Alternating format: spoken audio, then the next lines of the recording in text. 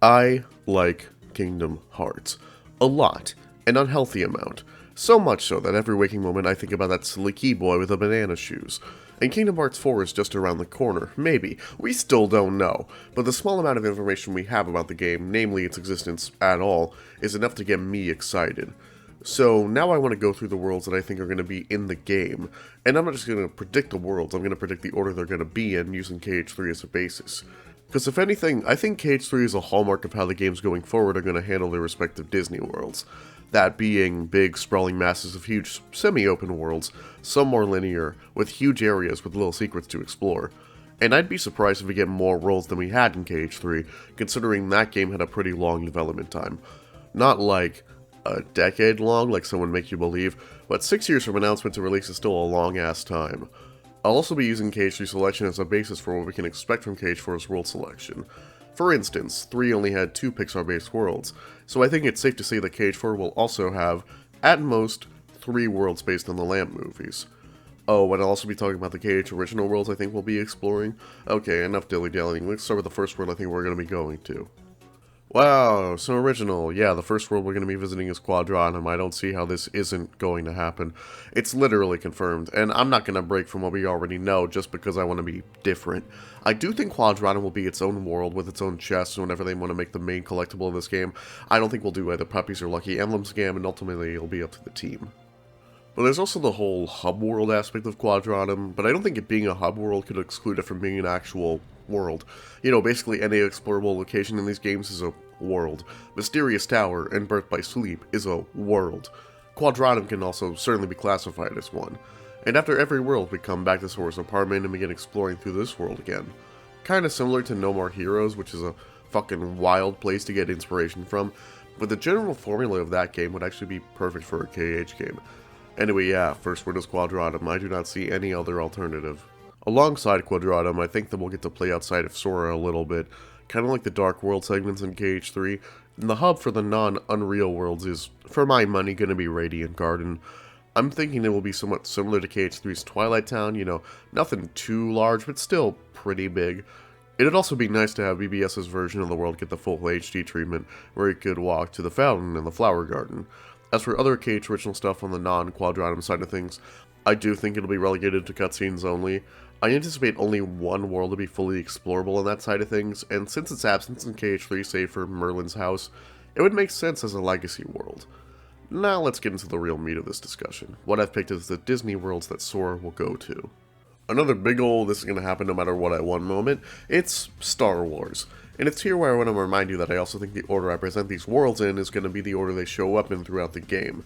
And like, when thinking about how KH3 did its Disney worlds, not counting Olympus since it's the game's prologue, the first one is Toy Box, which is like one of those things that pretty much everybody thought would be really cool, but also thought it would be nigh impossible to do licensing issues. Now we have 2 whole Pixar properties in KH proper, so it makes sense to me that they will want to front load the biggest world to the beginning of this game. And that world is Star Wars. Do I have any idea how they'll do it? No, not a goddamn clue. But given the design of KH3's worlds, as long as they don't pull an Arendelle and make everything look the same, which, if the world is confined to something like Tatooine, could happen, but I don't see a Star Wars world taking place on only one planet. How interplanetary travel gets contextualized might be really funky, but I honestly fully trust in these developers. As for the story, I'd brace myself for a full-on retelling of A New Hope.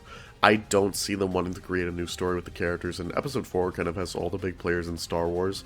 Maybe combine it with a bit of Empire Strikes Back so that we can get that Darth Vader boss fight, because you know they'll want to do that. Make Anakin a parallel for Riku, I don't know. I kind of am just along for the ride on this one, but I still fully expect for this property to get the KH treatment. Oh, and make Sora compare Xemnas' weapons to lightsabers. It'd be funny, and you know it. Coming in with the first of 3 Disney original properties to be included in my list, it's Moana. This is kind of in the same boat as Star Wars. Like, I don't see a world in which this doesn't get picked for KH4.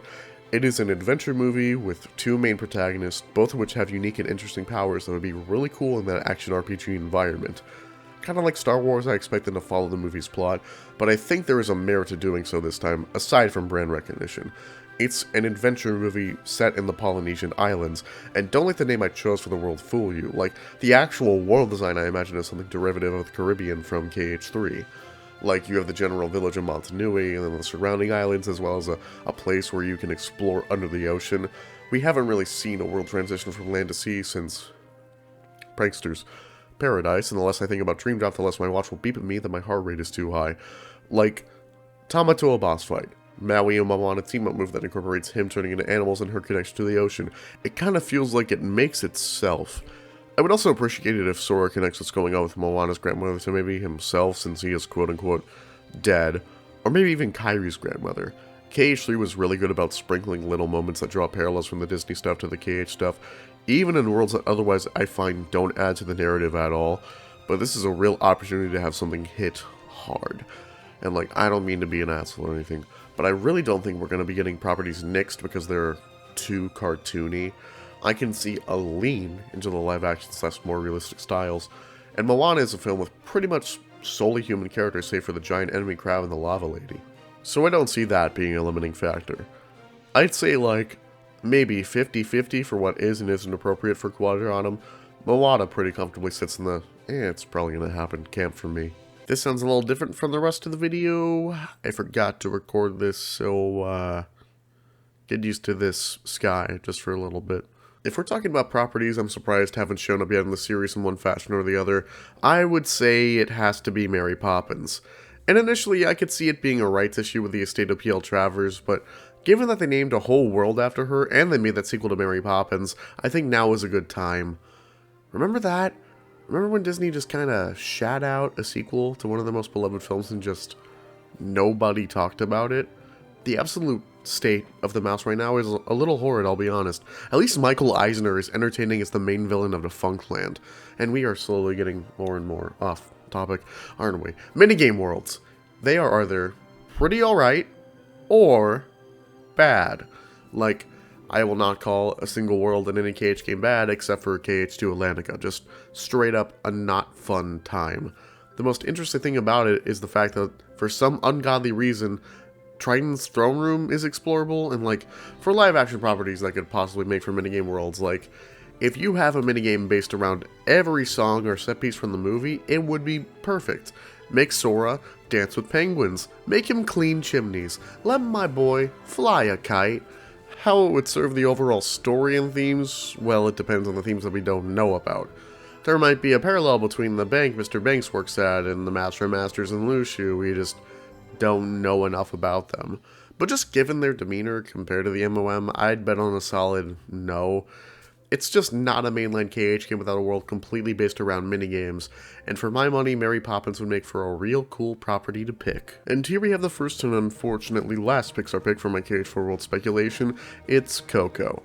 Pixar has a relatively recent obsession with the conceptuality of death. Both Coco and Soul deal with different versions of the afterlife, and like, I like Soul. I thought it was a nice movie.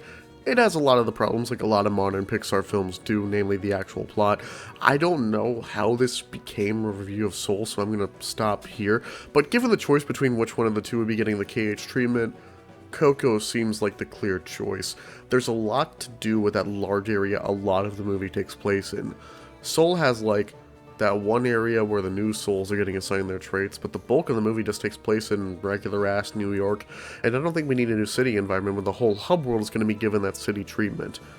Anyway, as for the actual plot, given the team's freedom with Toy Story and Monsters Inc., I think we could get a wholly original plot, and honestly, I'd prefer that.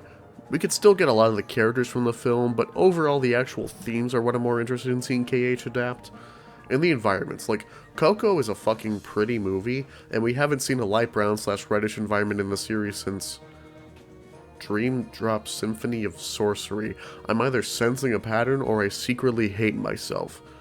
Like, just having Sora explore another alternative afterlife like how Quadratum is for him, and maybe equating the forgetting thing to the final world and what Chirithy told him, I feel like there's a lot of fuel for fire here that they would be silly to ignore. Not to mention the themes of remembrance would, I'm sure, stick with Sora as somebody who has willingly given up memories before. Memories are kinda a huge deal in this series. A major character who was pivotal to 358 Days Over 2's plot was literally just made of memories at first.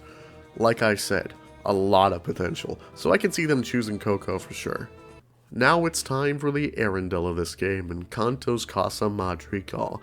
Yes, the house. This is probably the pick I chose that I'm the second least excited about. We'll get to number one here in a second. And if you know anything about anything, you can kind of guess what it'll be. But Encanto is like huge. Bigger than even Moana, so I feel comfortable slotting them both in roles that both Tangled and Frozen played in KH3.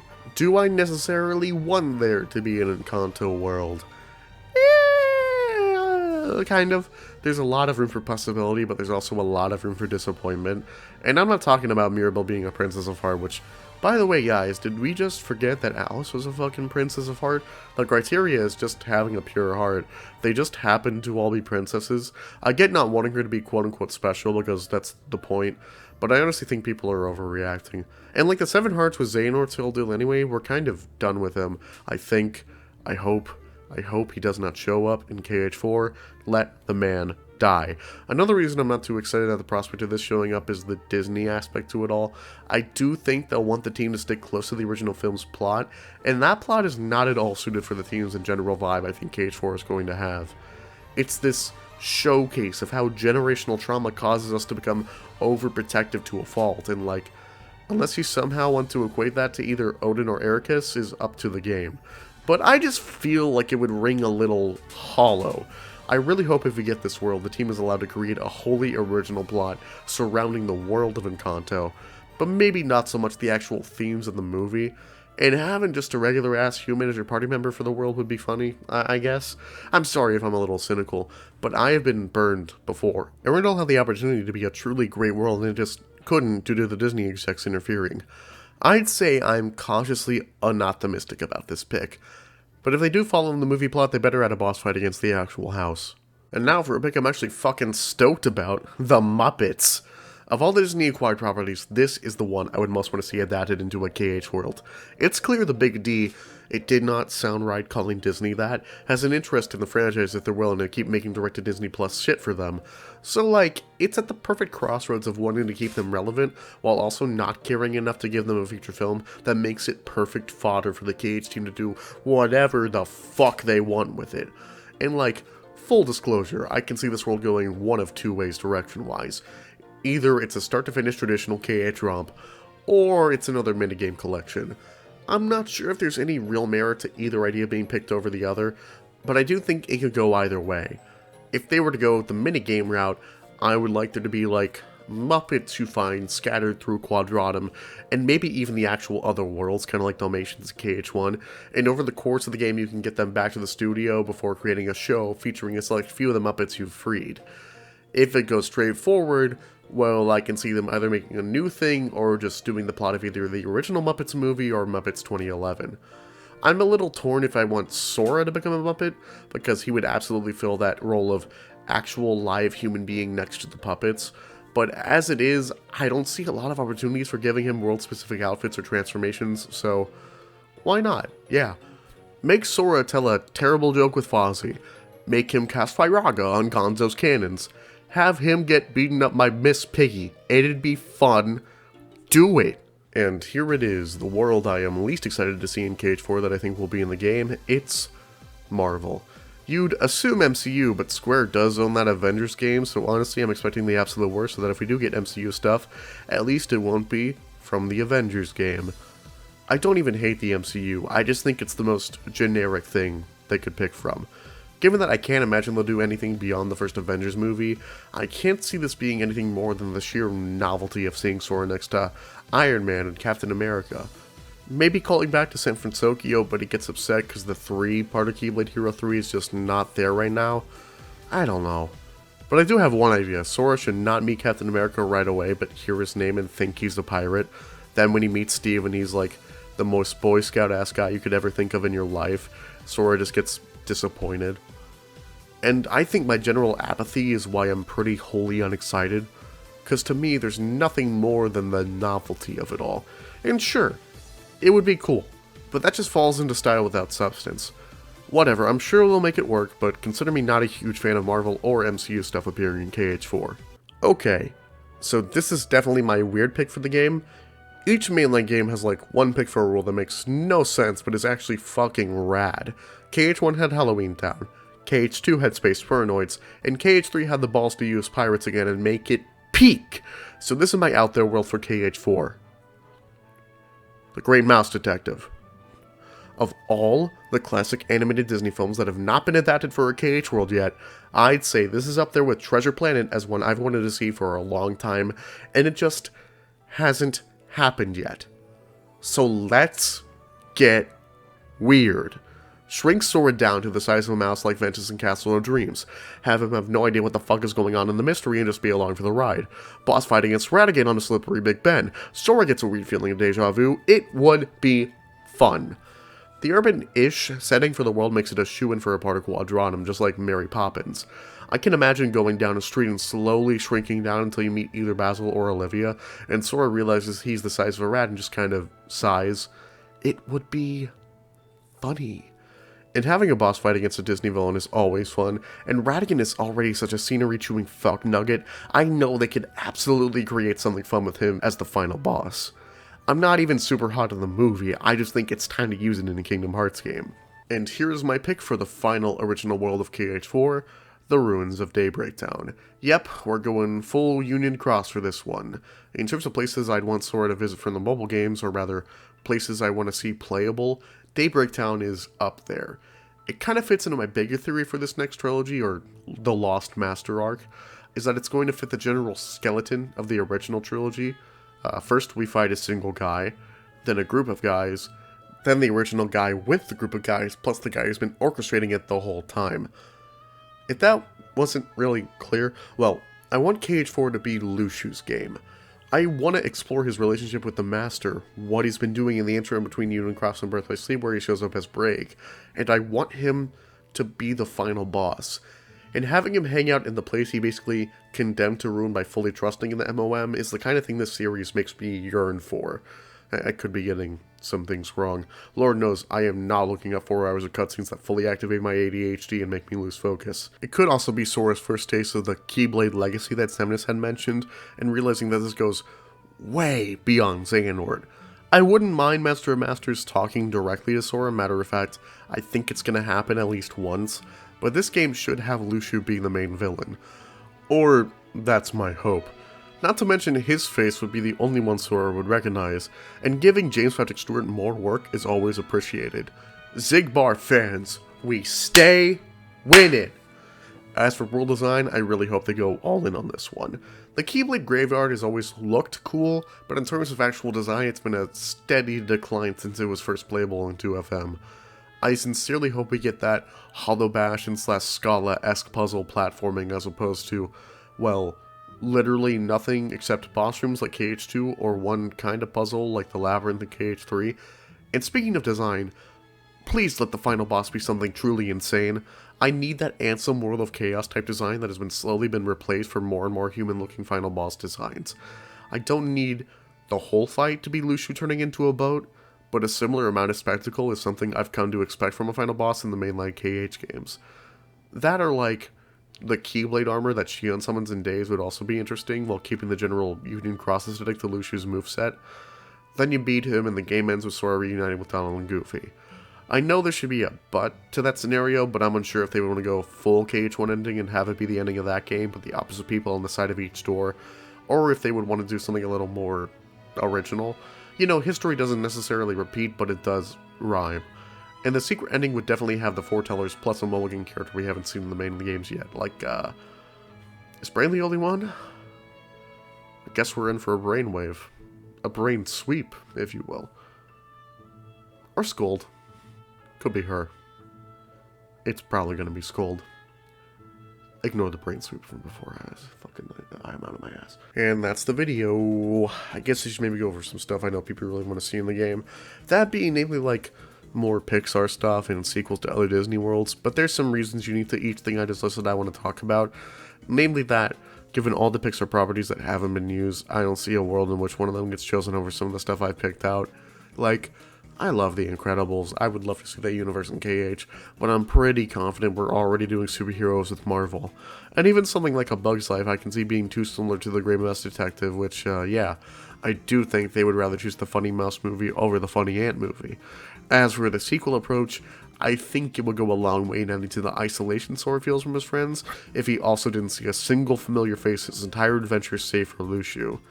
And like, I know, the remakes are a possibility, but I can't see them interesting the team enough to make even one of them a world in KH4. Like, maybe, but there are more interesting, more unique avenues they could take, like the ones I laid out. Am I saying every pick I came up with would be more interesting than a live-action remake world? Yeah, I am saying that. I'd take MCU over seeing a realistic Abu any day of the week. So, like, I don't know, what did you think of my picks? Am I a fucking idiot or a fucking genius? I'm gonna ask you to comment because I feel like it.